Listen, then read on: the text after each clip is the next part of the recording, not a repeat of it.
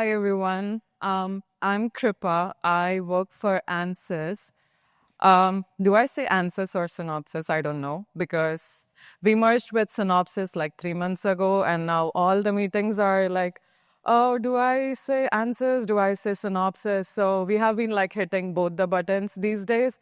So I graduated from UNC Charlotte, and then I have been working in DevOps and like in tech for like 10 years. Um, Basically, this topic is about my passion to developers and testers because I'm more into DevOps. That's on the developer side than the operation side. I also wrote a book this year because I wanted some book that's like very simple for someone that's not into tech or like maybe a graduate that's just looking for a handbook that has some snippets, some cheat codes.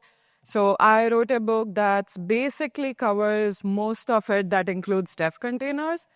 Um, on outside work, I'm also a dog parent. I'm a coffee addict. I love riding motorcycle. I ride with my husband and always debugging YAML. So, okay.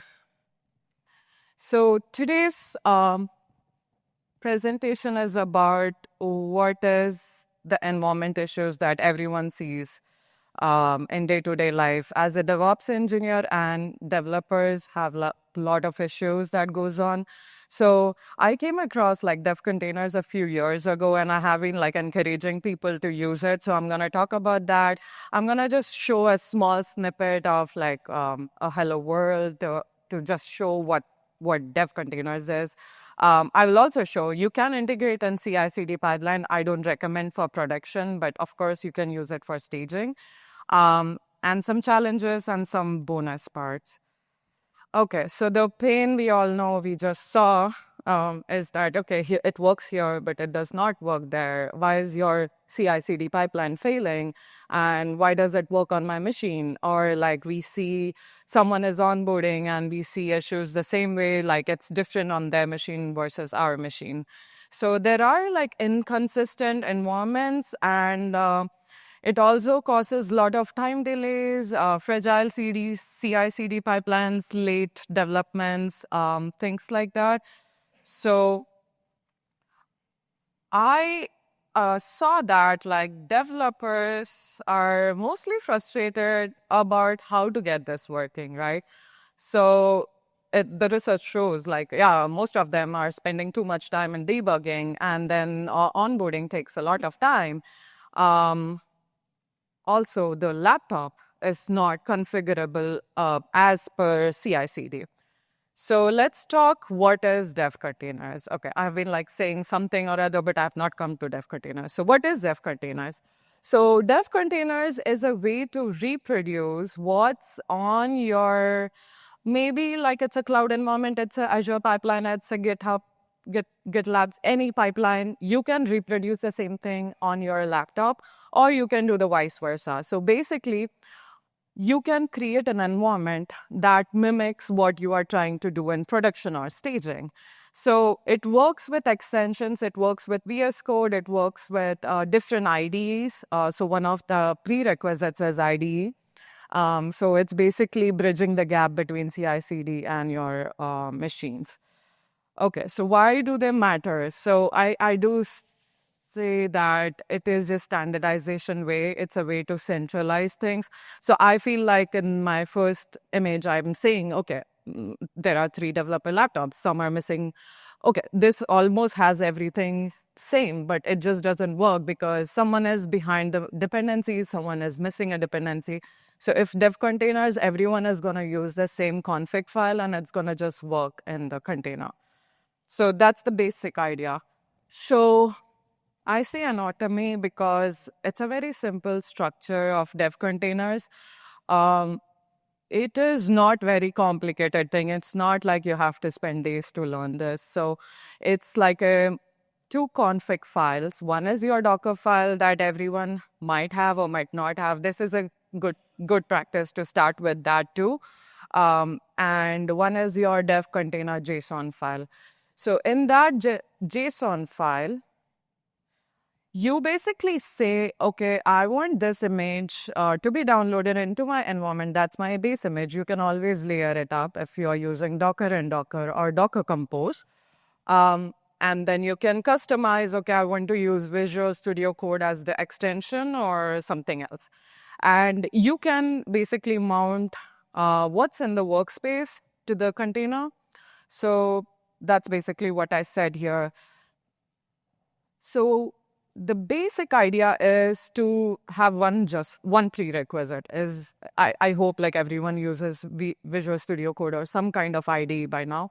If not, then maybe Visual Studio Code is nice to use. And once you have that, you can add the extension dev containers. Okay, so my demo basically, I was like contemplating to like do a live demo or do I just do put the screenshots. I went with the screenshots because I felt that's easier. So my live demo, oh sorry, my intro demo is gonna say it's just a hello project. It's a .NET app. I'm gonna just use .NET 9 and I'm gonna show a very simple one.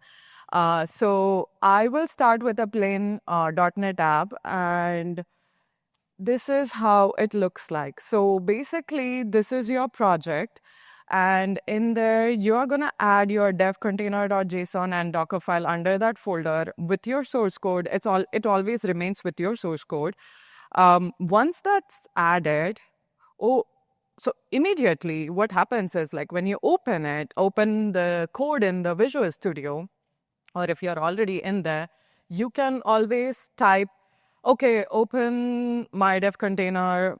If you are doing it for the first time, it's going to say, okay, open my code in dev container. If it's not the first time, it's going to say, okay, reopen, or sometimes it just pops up once it's set up. So here I'm saying, okay, so it says, oh, wow, connected. Are you ready to connect? It will pop up with a connection, or I'm trying to reconnect here. That's why it's showing that. But it will always ask you with a pop-up, like, do you want to connect? I will say yes. And voila, it's there. So it's basically what is on your Windows machine, Linux machine. You're just mimicking it in a container, and you can just run that. This image is very close to me because she looks like my dog. So I was like, I need to put her in one of my slides. I always do. Okay, so now another demo is to say, I've been saying CI/CD and dev containers. How are they connected?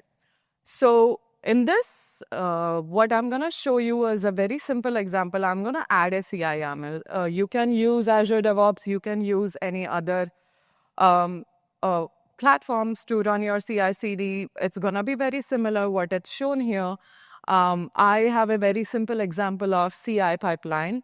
It's going to just say, okay, I'm saying it again.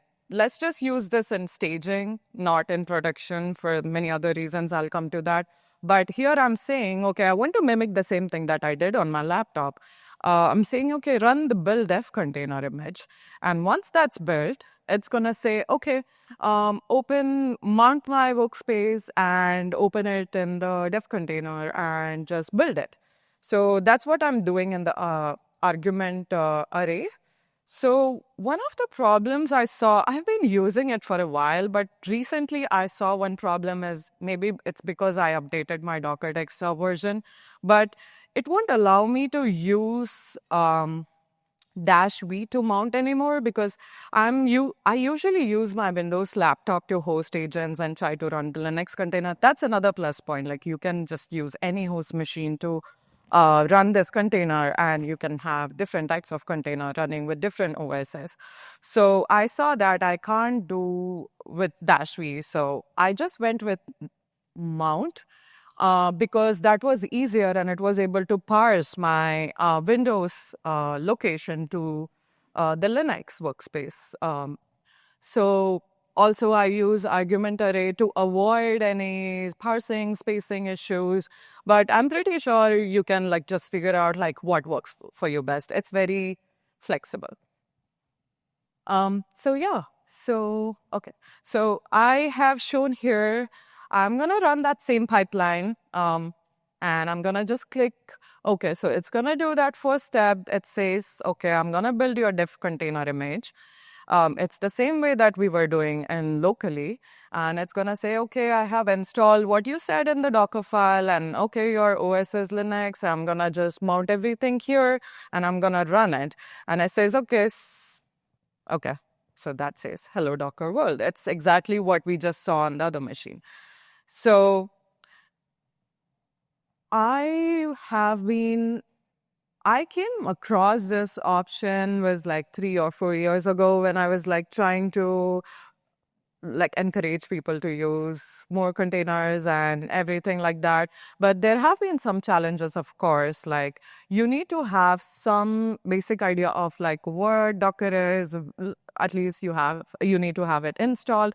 Another issue I saw is performance, because when you run everything together, it all depends on your host machine. When you run everything together, it can really become a little hard. I would say like my machine sometimes gets hard because I'm running multiple projects, but it's not a big deal. But I just wanted to put it there. You need to have an ID because it all depends on the extension. It's a Docker dependency, as I said.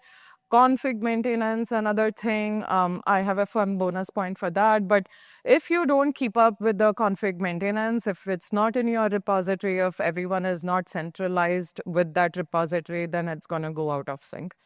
There can be network issues depending on your organization. Security concern, that's why I would say keep it for staging, not for production. And line endings depends on your OS. Okay, so best practice is always to manage your Docker images in layers. Always use the slim Docker images that's available online. Cache the Docker images, of course. Keep everything in the version control. Okay, so fun bonus. So what I have noticed is like whenever I talk to the developers, they are like, I don't have time to code, and you are saying me, okay, set the dev containers and everything is gonna solve your problem. And then I have been like contemplating on that, and I was like, okay, what do I do here? Do I just like do everything for them, like maybe set up the JSON file and just give it to them and say, okay, just use it, or do they still have to install something? So I was like, okay, what do I do here? So I just like it's not a product, but it's something that I created just like what works for me. So I was like, okay, my organization is heavily dependent on like CMake, Python, and manage code. So everything is different, but very, very similar template and environment for each projects that we have. So I just did this tiny utility to like, okay, just install my utility. It's going to auto generate. It's going to find what's your environment is, and it's going to install everything for you. And then you reopen in the Visual Studio Code. It's that. So that's my basic idea of this utility. I'm just encouraging people to maybe use this as an experiment or to learn what dev containers are. Maybe you can use it. It's an open source. I have it in my repo. I just put it there. So you can try using that and let me know. It's not very developed. It's very similar to what I need, but always welcome to, contribute to that. So I want to show you what I'm doing is like before it says, okay, this is my code, hello project. And what I do is like, okay, I go to the utility and I say, okay, pip install my utility. And it says, okay, I don't see the utility. I'll install the utility. And once that's installed, I'm gonna just go to the project and say, okay, dev kickstart. So I'll come to more details on this. And once you say dev kickstart, it's gonna detect what OS it is, and it's gonna just like create the JSON file and everything for you. And it might copy or like do what I have in my templates, but you can always make it so much better for what works for your organization. And then that's there. So once it's there. Oh, yeah. By the way, the usage is like you can say dev kickstart, it's going to auto detect. If it cannot auto detect, yeah, my utility is not perfect, but if cannot, you can always force it to what you want. And you can always do a dry run before copying to see, okay, what it is copying is going to be correct or not. So once I do the dev kickstart, it's gonna create that dev container folder automatically. It's gonna copy the Docker file. It's gonna copy a template that suits my code stack. And once you open that project, and it's gonna say, okay, I see something got added. Can I just open it in container? So that's how it works.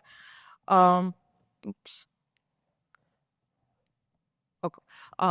So one last thing I would say, dev containers are a little bit tricky. Some may have not used it extensively. I use it personally a lot. I'm still trying to encourage people to use a lot. It helps me to standardize how the environments are across the organization or people I work with, things like that. And when I keep it in my source code, it always keeps everything up to date. If I change something in my production YAML, I also make sure, okay, I'm gonna change that into my JSON as well, so that everything is captured.